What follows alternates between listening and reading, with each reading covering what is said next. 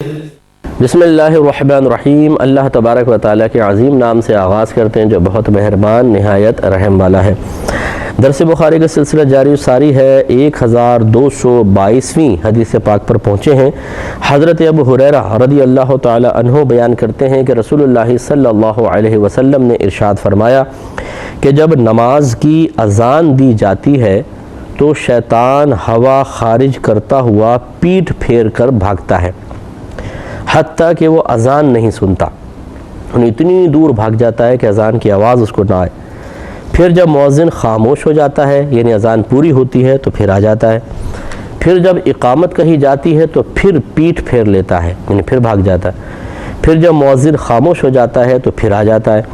پھر مسلسل انسان سے کہتا رہتا ہے کہ فلاں چیز کو یاد کر، جس کو وہ یاد نہیں رکھتا تھا، حتیٰ کہ انسان کو پتہ نہیں چلتا کہ اس نے کتنی رکعت پڑھی ہیں۔ ابو سلمہ بن عبد الرحمن فرماتے ہیں کہ جب تم میں سے کوئی شخص اس طرح کرے تو وہ بیٹھے ہوئے سہو کے 2 سجدے کرے۔ اور ابو سلمہ نے اس حدیث کو حضرت ابو ہریرہ رضی اللہ تعالیٰ عنہ سے سنا ہے۔ تو اس میں دیکھیں، پہلی بات تو یہ کہ اذان کی اور اقامت کی برکت اور فضیلت کا بیان ہے کہ جب اذان دی جاتی ہے تو چونکہ اس میں لوگوں کو اللہ کی طرف بلایا جا رہا ہے، فلاح کی طرف، بھلائی کی طرف، حی علی الصلاح نماز کی طرف آؤ، حی علی الفلاح بھلائی کی طرف آؤ، تو شیطان کو یہ دعوتیں اور یہ ندائیں، اللہ اکبر، سرکار کی رسالت کی گواہی، اللہ تعالیٰ کے رب ہونے کی گواہیاں اس کو بڑی بری لگتی ہے اور وہ بھاگتا ہے نفرت کر کے۔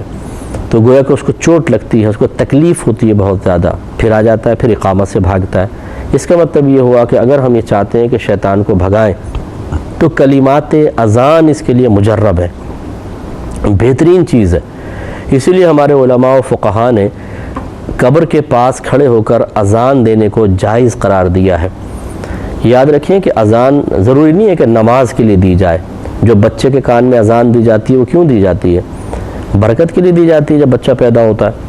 اسی طرح ایک دفعہ حضرت علی رضی اللہ تعالیٰ عنہ کچھ مغموم سے بیٹھے ہوئے تھے تو میرے آقا صلی اللہ علیہ وسلم نے فرمایا کہ ان کے کان میں اذان دیں، اذان غم کو دور کر دیتی ہے۔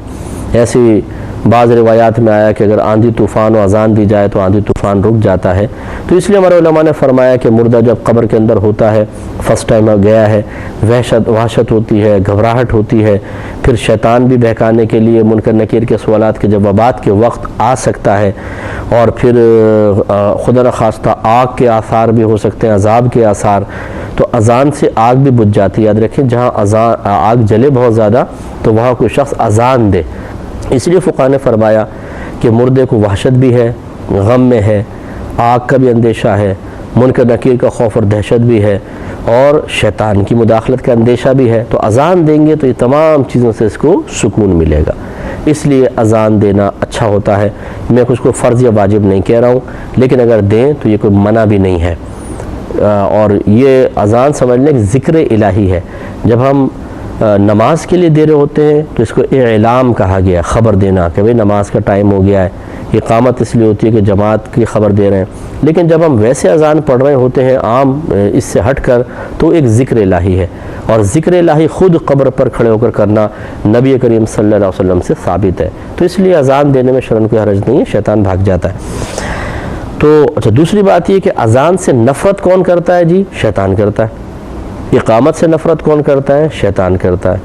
تو وہ میرے بھائی بہن ذرا غور کریں، ناراض ہوئے بغیر کہ جب اذان ہوتی ہے تو ان کے چہرے کے زاویے بگڑ جاتے ہیں۔ بھئی یار یہ اذان شروع ہو گئی، کرکٹ کھیل رہے ہیں تو نوجوان بعض اوقات اذان شروع ہو جائے تو اذان کو برا بھلا کہنا شروع کر دیتے ہیں۔ اسی طریقے سے کوئی ڈرامہ وغیرہ آ رہا ہو اور بیچ میں مؤذن کی آواز زوردار تو کہتے ہیں تیز کر دو ٹی وی، یار سنائی نہیں دے رہا، اتنی زور زور سے لاؤڈ اسپیکر لگائے ہوئے ہیں۔ تو اذان سے معذاللہ ثم معذاللہ نفرت رکھنا، اذان کو ناپسندیدہ تصور کرنا، یہ اچھا نہیں ہے، یہ شیطان کا کام ہے، ہمیں ایسا نہیں کرنا چاہیے۔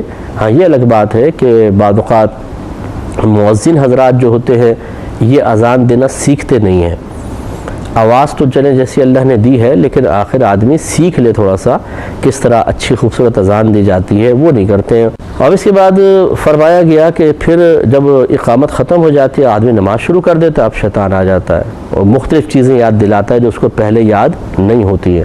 یہ آپ دیکھیں کہ آپ نماز شروع کریں گے ایسی ایسی باتیں یاد آئیں گی جو پہلے کبھی آپ کے ذہن میں بھی نہیں آئی تھی، آپ نے سوچا بھی نہیں تھا کہ یہ آئیں گی۔ امام اعظم ابو حنیفہ رضی اللہ تعالیٰ عنہ کے پاس ایک شخص آیا، کہا کہ حضور میرا کچھ مال تھا جو میں نے کہیں پر حفاظت کے قصد و ارادے سے دفنا دیا تھا، لیکن وہ جگہ مجھے یاد نہیں رہی کہاں ہے۔ آپ نے فرمایا کہ میں تجھے ایک نسخہ بتاتا ہوں، تو اس پہ عمل کرو تمہیں یاد آ جائے گا۔ تم ایسا کرو، گھر جاؤ اور نماز پڑھنا شروع کرو، لیکن یہ یاد رکھنا کہ چاہے تمہیں یاد آ جائے صبح تک تم نے نماز پڑھنی ہے، ساری رات نماز پڑھو گے۔ اس نے کہا جی ٹھیک ہے، وعدہ کیا، چلا گیا، ارادہ کر لیا یوں کہہ لیں۔ اب اس نے نماز شروع کی، جیسے تکبیر لگائی معاً یاد آ گیا کہ کہاں میں نے رکھا تھا، تو نماز سے فارغ ہوا، بھاگ کے اپنا مال نکال لیا اور سو گیا۔ صبح حضرت کی خدمت میں آیا، امام اعظم ابو حنیفہ رضی اللہ تعالیٰ عنہ نے پوچھا ہاں بھائی مال یاد آیا؟ کہا جی حضور تو تکبیر لگاتے ہی یاد آ گیا تھا۔ تو آپ نے فرمایا پھر کیا کیا؟ کہا کہ جی بس مال نکالا، میں سو گیا۔ تو آپ نے فرمایا میں نے نہیں کہا تھا کہ پوری رات پڑھتے رہنا؟ پھر فرمایا کہ میں جانتا تھا کہ جب تو نماز شروع کرے گا تو شیطان ضرور تجھے وہ چیز یاد دلوائے گا، اور ایسا ہی ہوا، اس نے تجھے یاد دلایا اور تجھے مل گیا۔ اس لیے میں نے کہا تھا کہ پوری رات نماز پڑھتا رہے تاکہ یہ شیطان تجھ سے دور رہے۔ تو خلاصہ کلام یہ ہے کہ یوں ہی ہوتا ہے کہ شیطان باقاعدہ ایک شیطان مقرر کیا گیا ہے جو حالت نماز میں ہمارے پاس آتا ہے اور وسوسے ڈالتا ہے۔ تو اس کے وسوسوں سے معلوم یہ ہوا کہ یہ تو چونکہ اللہ نے مسلط کیا ہے تو وسوسے آنا کوئی برا نہیں ہے۔ بعض اوقات ہم لوگ بعض بہن بھائی کہتے ہیں پتہ نہیں مصعب وہ خیالات نہیں چھوڑتے میں نماز پڑھتا ہوں، وہ اپنے آپ کو مجرم سمجھنے لگ جاتے ہیں، اسے اپنا قصور سمجھنے لگ جاتے ہیں، اپنی روحانی ترقی یا روحانیت کی کمی تصور کرنے لگ جاتے ہیں۔ ایسا کچھ بھی آپ نہ سوچیں، کتنی بھی آپ روحانی ترقیاں کر لیں، شیطان پھر بھی آ کے آپ کو بہکانے کی کوشش کرے گا، کیونکہ اس کی ڈیوٹی ہے۔ اللہ تعالیٰ نے ایک ہمارے لیے امتحان مقرر کیا ہے کہ وہ آ کے وسوسہ ڈالے گا اور ہمیں اس کو دور کرنا ہے۔ تو اس لیے کوئی آپ زیادہ برا محسوس نہ فرمائے یا اپنے آپ کو مجرم نہ سمجھیں۔ ہاں یہ ضرور ہے کہ جتنی نماز وساوس سے، شیطانی خیالات سے، مداخلت سے پاک و صاف ہوگی، اتنا ہی اس کا ثواب بھی بڑھے گا اور درجات ہوں گے۔ لیکن اگر آپ خیالات آ رہے ہیں اور لڑ رہے ہیں تو اس کے مطلب یہ نہیں کہ ثواب کم ہو جائے گا، بلکہ اس لڑنے کا ثواب آپ کو بہت ملے گا۔ تو خوش و خضوع اچھی چیز ہے۔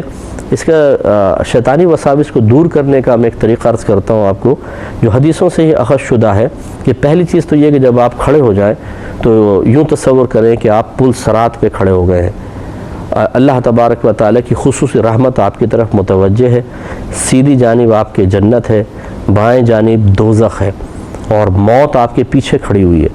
یہ ایک تصور سے قائم کریں، پھر اپنی لیفٹ سائڈ اعوذ باللہ من الشیطان الرجیم پڑھ کر 3 بار تھو تھو تھو کریں، اور نیت یہ کریں کہ میں شیطان کے منہ پہ تھوک رہا ہوں، اگرچہ مطلب تھوک پھینکیے گا نہیں، بس تھو تھو تھو کر کے اب آپ تکبیر لگائیں۔ اور جس جگہ حالت نماز میں نگاہ کی حفاظت کا حکم ہے وہاں پر نگاہ رکھیں، مثلا حالت قیام میں جہاں پہ آپ نے سجدہ کرنا ہے وہاں نگاہ رکھنی ہوتی ہے، رکوع میں انگوٹھوں پر یا پاؤں کی پشت پر، سجود میں ناک کی نوک پر، اتحیات میں جب آپ بیٹھتے ہیں تو اپنی گود میں، اور جب سلام پھیرتے ہیں تو سیدھے کندھے کو دیکھتے ہیں، پھر الٹے کندھے کو ملاحظہ کرنا چاہیے۔ تو یہاں پہ حفاظت کریں، یہاں سے نگاہ ہٹے نہیں۔ اس کے علاوہ جو آپ قراءت کر رہے ہیں اس کا ترجمہ سیکھ لیں، مثلا الحمدللہ الحمد شریف پوری اس کا ترجمہ، جو مشہور صورتیں پڑھی جاتی ہیں مختصر ان کے تراجم اچھی طرح ذہن میں کر لیں، جب آپ پڑھیں تو ترجمہ بھی ذہن میں لاتے رہیں۔ اسی طرح اگر امام صاحب پڑھ رہے ہیں الحمد شریف تو اس کا ترجمہ آپ کے ذہن میں آتا رہے گا، تو وساوس بہت ہی کم ہو جاتے ہیں۔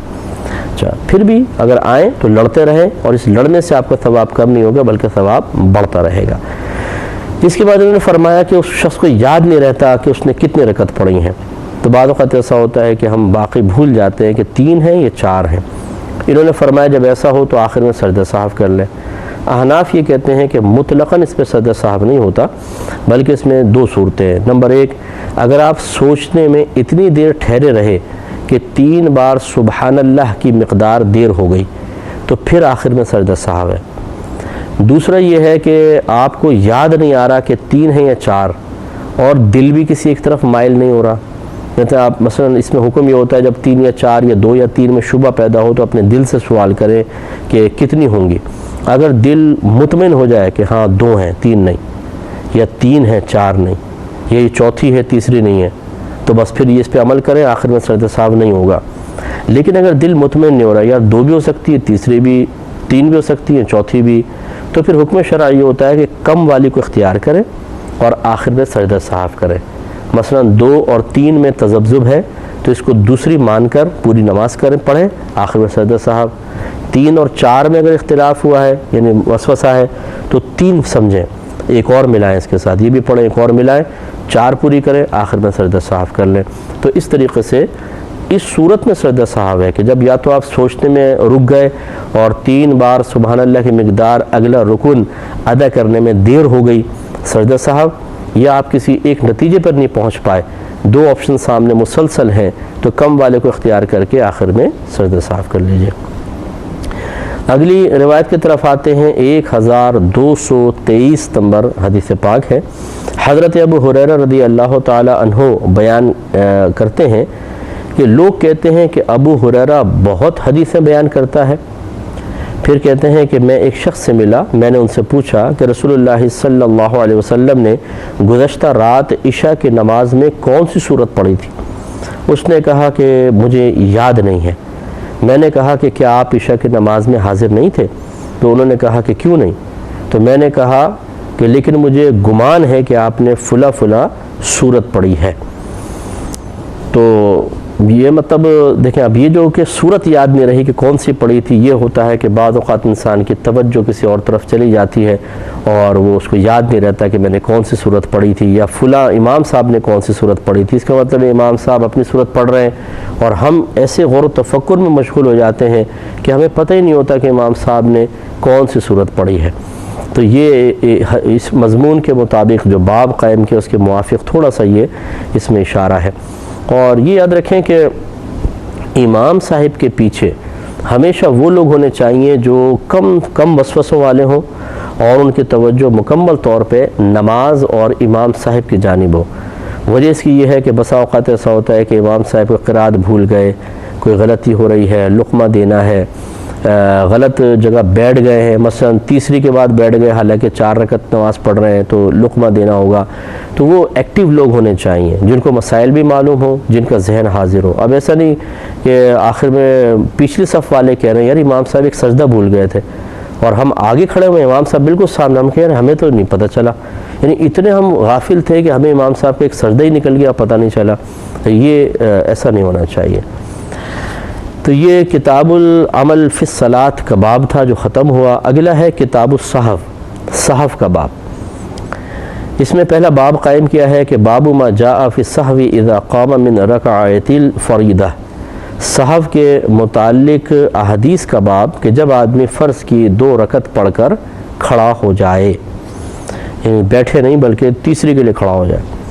اس میں ایک روایت لائے ہیں 1224 نمبر حدیث پاک۔ پہلے ایک بات سمجھ لیں کہ صحو کا مطلب ہوتا ہے بھول، تو سجدہ صحو کا مطلب ہوگا بھول کا سجدہ۔ تو بعض اوقات ایسا ہوتا ہے کہ ہم نماز میں کسی واجب کو ترک کر دیتے ہیں، جان بوجھ کر نہیں، کیونکہ جان بوجھ کے کریں گے تو پھر سجدہ صحو سے اس کی کمی پوری نہیں ہوگی۔ مثلا یاد ہے کہ الحمد پڑھنی ہے لیکن جان بوجھ کے چھوڑ کر سورت بس پڑھی اور رکوع کر لیا، تو اب آخر میں سجدہ صحو نہیں کر سکتے ہیں، اس نماز کو دوبارہ ہی پڑھنا ہوگا۔ لیکن اگر آپ نے رکوع کر لیا اور اب یاد آیا اوہو سورت نہیں ملائی تھی، یا میں نے الحمد نہیں پڑھی تھی اور ہے فرض کی پہلی یا دوسری، یا سنن نوافل کی اور وتر کی کوئی سی بھی رکعت، کیونکہ ان سب میں الحمد پڑھنا اور سورت ملانا واجب ہے۔ فرض کی پہلی 2 میں الحمد شریف پڑھنا اور سورت ملانا واجب ہوتا ہے، تیسری اور چوتھی میں صرف الحمد شریف پڑھنا مستحب ہے، واجب نہیں ہے۔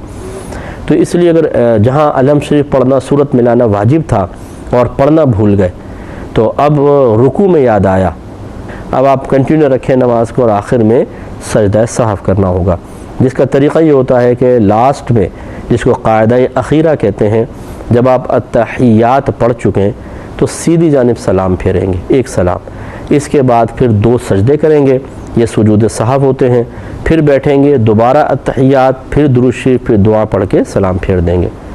تو یہ ایک طرف سلام پھیر کے سجدے کرنا، یہ حدیث سے ثابت ہے، بھی آئے گی حدیث، احناف کا یہ طریقہ ہے۔